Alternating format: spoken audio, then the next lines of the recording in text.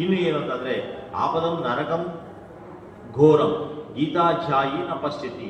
ಯಾರಾದ್ರೆ ಭಗವದ್ಗೀತೆಯನ್ನು ಅಧ್ಯಯನ ಮಾಡ್ತಾರೋ, ಯಾರಾದ್ರೆ ಭಗವದ್ಗೀತೆಯನ್ನು ಪಾರಾಯಣ ಮಾಡ್ತಾರೋ, ಯಾರಾದ್ರೆ ಭಗವದ್ಗೀತೆಯನ್ನು ಪಠನ ಮಾಡುತ್ತಾರೋ, ಯಾರಾದರೆ ಭಗವದ್ಗೀತೆಯ ಅರ್ಥವನ್ನು ತಿಳಿದುಕೊಂಡು ಆಚರಿಸುತ್ತಾರೋ ಅವರ ಜನ್ಮವು ಸಾಧನಾಪರವಾಗಿ ಅದ್ಭುತವಾಗಿರುತ್ತದೆ. ಅವರಿಗೆ ಯಾವ ಕಷ್ಟಗಳು ಬರುವುದಿಲ್ಲ ಅಂತ ಹೇಳ್ತಾರೆ. ಯಾಕೆ ಕಷ್ಟಗಳು ಬರುವುದಿಲ್ಲ ಅಂತಂದ್ರೆ ಭಗವದ್ಗೀತೆ ಓದಿದವನಿಗೆ, ತಿಳಿದವನಿಗೆ ಸ್ಥಿತಪ್ರಜ್ಞತ ಅಂಬುದು ಬರ್ತದೆ, ಸಮದೃಷ್ಟಿ ಬರ್ತದೆ.